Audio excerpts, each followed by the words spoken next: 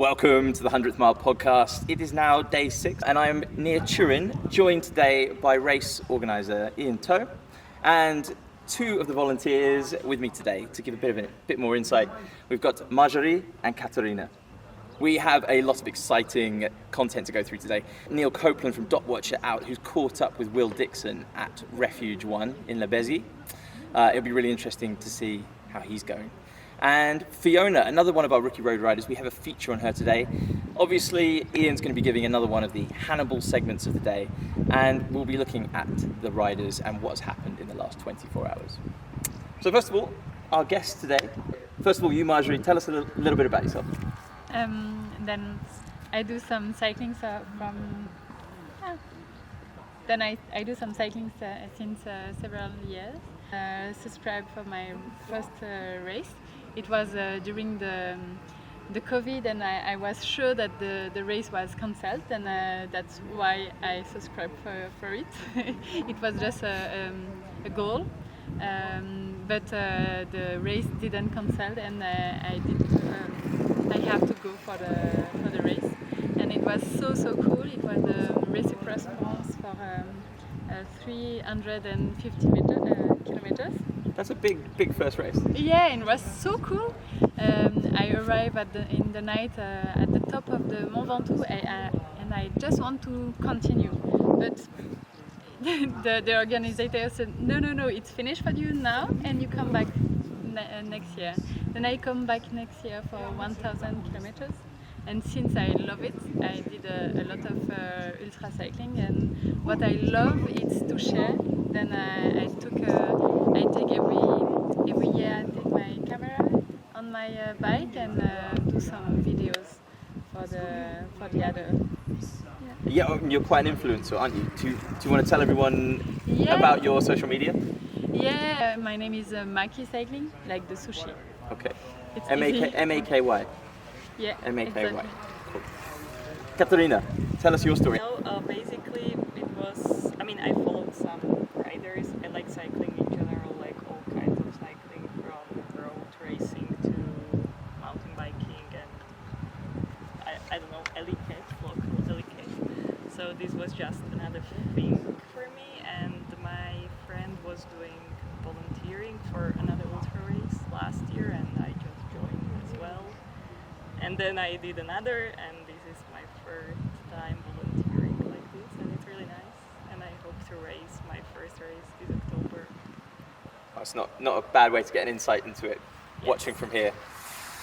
Okay, let's go into some of the movements over the last 24 hours. Ian, can you talk us through the men's race and what we've been looking at? So, at the moment, we still have Adam Bialek out in front in first place. We have Lucas Becker and Will Valsden, who are pretty much neck and neck for second and third. It's very difficult to distinguish between who's ahead. They're on slightly different routes, aren't they? They are on almost parallel routes, north and south of each other. Then you have Bruno Vicht and Rob Roy Cameron for fourth place. Still very tight at the back there, isn't it? It is. And then you have Christian Jakobek, who has passed Michele Pagano, followed by Mark Buchel, Chris Thomas, Ivan Nordenbaum, seems to be enjoying himself, and then Jair Hoogland, Alex Grohl, and Johannes Sario. Well, there we go. We've definitely got a race on in the men's category for at least the minor places. We are ourselves up at the second refuge, and we have raced up here because the leader, Adam Bialek, is probably only 200 kilometers away now. He has surged ahead of the field. So we will keep you posted, and imagine he will come in sometime later tonight, which is quite remarkable, really. That's the men's race. Ladies, do you want to give us an overview of what's happening in the women's race? Yeah, this is really nice to follow the woman on the race. The first is Joanna today. She just passed Toulouse and come to us for several days. And after her there is Saz Harris. She's just past the Labezi. Yes. And a little bit further there is there is Anissa Aubin. You want to share the next? The next one, I think for it, a woman is Fiona Shorten. She's just approaching the border between Spain and France. I go next, let me see. Then we have Green Sheena Karate. And then we have Sophie Gateux. Brilliant, thank you. Yeah, all the women up there. So I think that's a good opportunity to have a look at our fourth place lady, Fiona Shorten, who is one of the rookie road riders in the race. I caught up with her before we started, and she gave us a bit of an insight into what makes her tick. So have a watch of this video. I'm Fiona, I'm from Northwest. School, I always thought like sports isn't for me because I'm not a runner. I used to come last on sports day. I don't do team sports. So in lockdown I wanted to do a triathlon, so I learnt to swim, run and got a bike. And then the beginning of last year I had a bit of an injury of running, so I just went full pelt with biking, and I did my first bikepacking trip last May. I went down the Rhine by myself and I loved it, and then I did my first ultra in October, and yeah, just kind of got a bit hooked on cycling. I was on a lot of antidepressants since about 16, and I had a breakdown and I really struggled, and then a few years ago I got diagnosed as autistic, and something clicked and it just kind of, everything kind of makes sense. And then since then I've managed to come off like all my medication and I'm not on anything now, and cycling isn't kind of the solution to all my problems, but it's been really helpful. It's kind of given me an outlet. On the bike I'm free, I'm just me and I'm just pedaling, and I don't have to mask, I don't have to like conform, and there's something about it that kind of is really soothing. And also it's allowed me to meet people and kind of socialise in the ways like I hadn't before, because I've got something in common with them. And when you're on the bike and you're cycling with someone, then you're not like having to maintain eye contact, there's kind of natural breaks in the conversations. One of the main things, apart from the obvious physical problems that I might have, a lot of it is, where am I going to sleep? I don't know. What am I going to eat? Are there going to be restaurants? Will there be food I like? Will I want to eat the food? Like, will it be my safe food? Like, I think that's played on my mind a lot, and I'm just like, I'm getting quite determined, and I know I will like push through, but there will be points where I'll have a meltdown and I'll be in tears by the side of the road, and like something small, and then I won't be able to cope with it, and it will blow up in my mind. 4,000 kilometres is a lot longer than anything I've ever done. Just to get to Refuge 1 would be the longest ride by far that I've ever done. This isn't a race to me, this is a ride to me, this is an adventure. Just seeing how far I can go, it would be amazing to make it the whole way. Over to you, Ian. Do you want to tell us about how Wayne's getting on? Wayne seems to have stopped for quite some time. He's had some more tyre issues, and his prosthetic is causing him some problems, but he's still moving towards Pamplona. Okay, well, we're wishing Wayne luck. We'll catch up with him very soon. And our last category, the pairs. Tell us what's been happening here. So the Swiss pair, Remo Koch and Michel Bucheli, are more than halfway between Le Béziers and Pas de Perrault, which is the next gate, the sixth gate. They're followed by Wally, Gualtier Rossano and Alberto Vaghi, the Italian pair, who are at the bottom of the climb, the Col de Pesant, where the fourth gate is. They're closely followed, maybe only something in the region of 15 kilometres behind, Matt Downey and Harry Johnson, who, as they say, the boys back in town together. They don't seem to be making too much headway on the Swiss pair. And I know that was a big ambition of theirs to close that 300k. Still a long way to go, but that's very interesting. I'm really keen to catch up with them and see what's happening, because I think Harry might be quite exhausted after the chase that he's put in to catch up with Matt. Absolutely. And then you have Daniele Mezzapesa and Filippo Lolaico, who are approaching the third gate of the Pyrenees, called Portalet. All to play for. Right, it is that time of the day.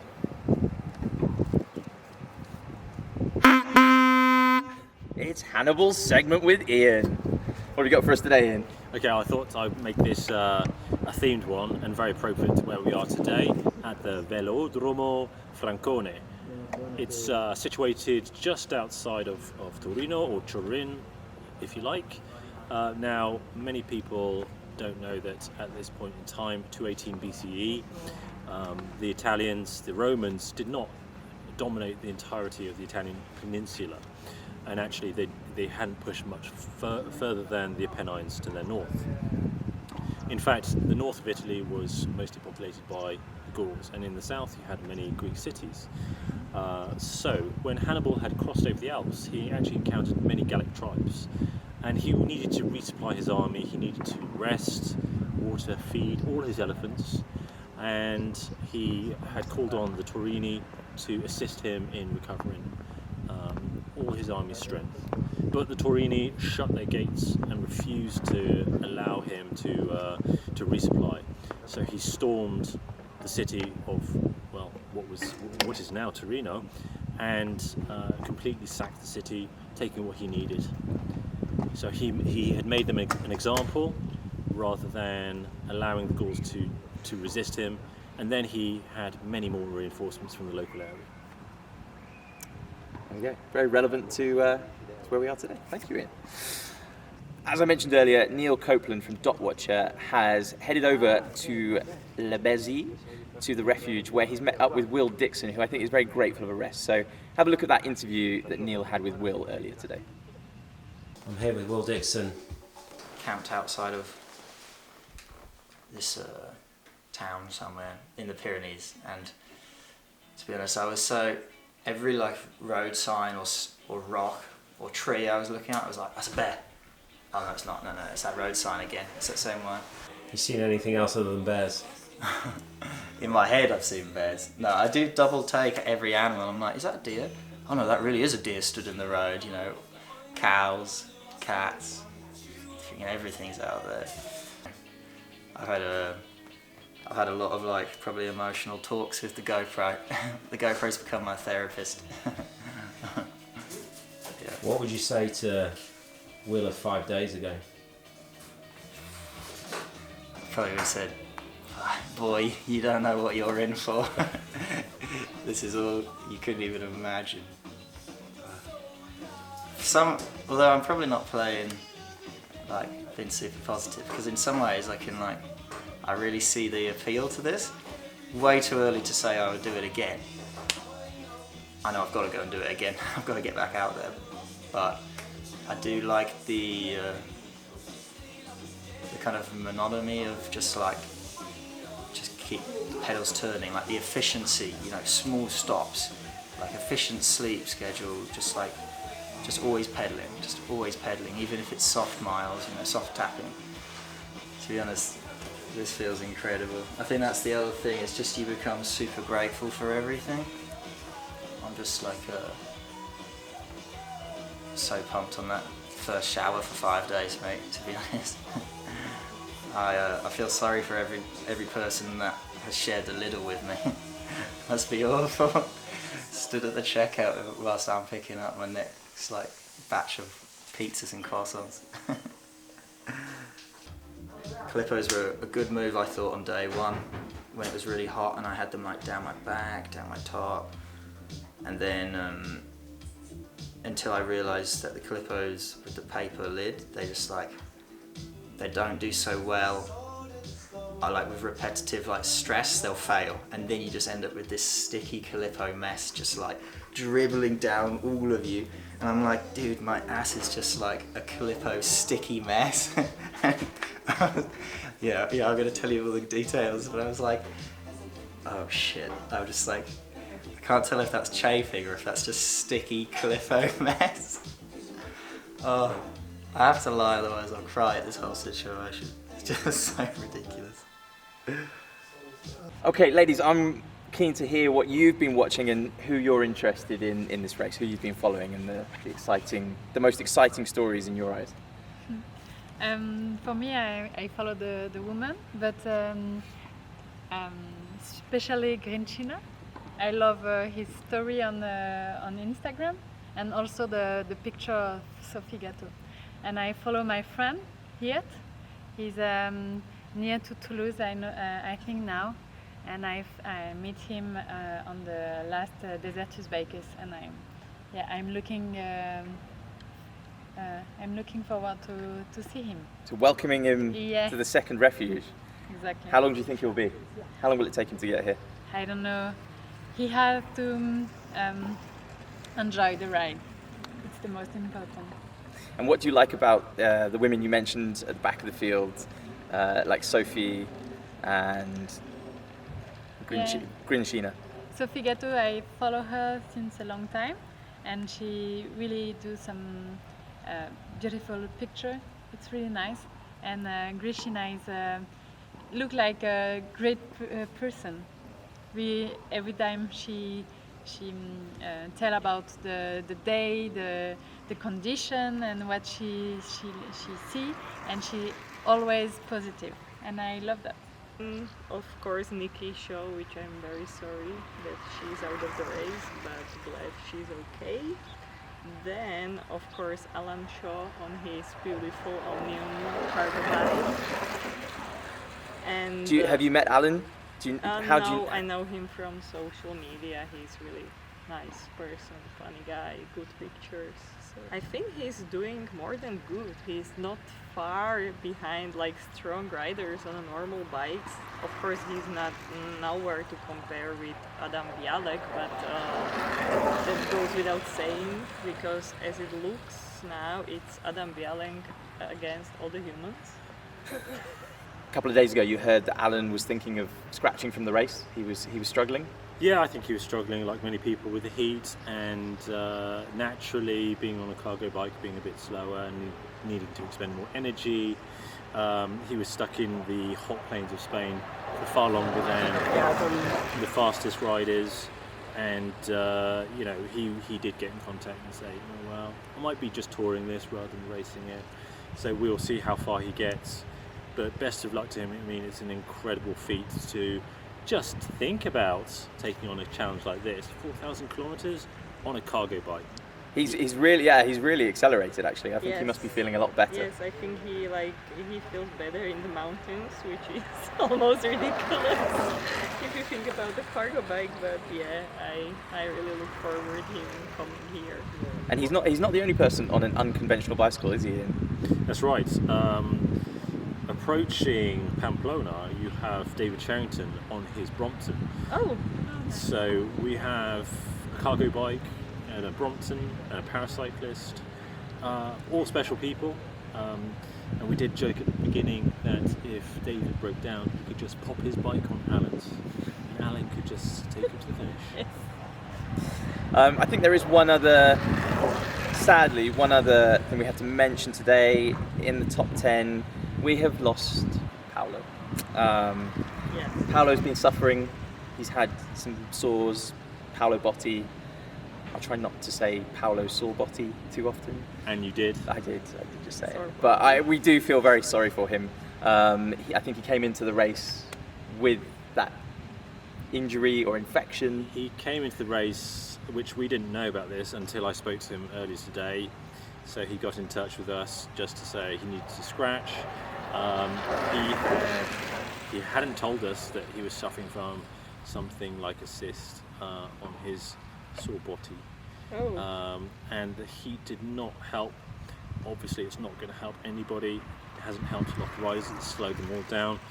But for him, he rode really strongly, and even with his, let's say, slightly naughty diversion up the Banda Road and back down again, he was riding super strong in third place for a very long time.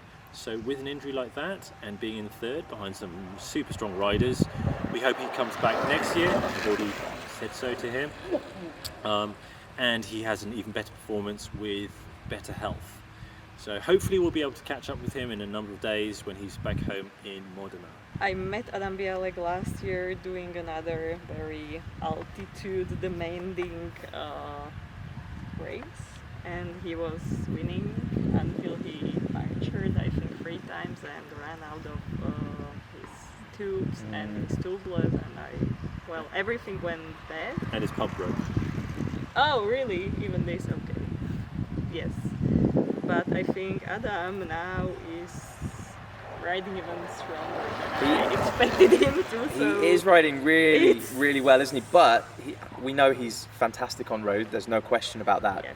But what you're talking about there is his bad luck off-road, and I think a few of us were a little bit apprehensive about what might happen this afternoon, because he has just crossed the Italian border, and the route he took was not on the paved road, was it? And he's riding a road bike.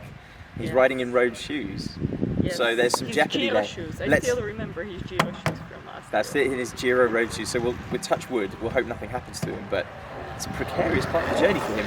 He's doing a bit of the rough stuff. Yes, but there has to be some fun to your life. There has to be some fun. Well, I don't know. Maybe Even Germans have maybe fun. maybe he thinks he's so far ahead he can have some fun. What are your thoughts here? So Adam is approaching Nivelle from the north, and he has a road climb to start with, followed by 3 kilometers of probably just walking his bike or hiking with his bike on his back, followed by some gravel, and then he'll be at the top of Nivelle, and that's where the 8th gate is. It's an interesting choice. I know he doesn't like off-road. This is not a mandatory parkour. Riders can have the choice of approaching from the north, the west, or the roadway from the east, where you have to go past this place first, the Velodromo Francone, which is just outside Turin. But that does mean an out and back, so he would have to climb up and then come back down exactly the same way, which is longer, but it's also smoother. And the risk is, if he hike bikes, then he may damage his road shoes, his cleats, he may damage his bike, his tyres. So there's a big risk involved, and there's still something in the region of 1,200 kilometres to go from here. It's worth noting he's travelling very light, isn't he? In terms of, he doesn't have a sleeping bag, he doesn't have warm clothing, he's high up in the mountains, there are some clouds above us, the weather could change, so this is a precarious moment here for Adam. Absolutely. We have rain forecast here for the evening and the night, so his ultralight setup with cyclite bags means that he may not be able to cross, or he may suffer a lot. He confessed to us that he had stopped at a petrol station. He got so cold at 5 degrees that he had to wrap himself in his sleeping bag. He's not the only one to be travelling ultralight. He is leading, but we do wonder about his safety up there at 2,600 metres. Well, there's a lot of talk about Adam. Is there anyone else who you've been watching in the race? Any stories that you think are quite inspiring or interesting? Well, I of course cheer for as for Adam, also for Lucas Becker and Will Dixon. Will and Lucas are battling for second place, and it's very tight.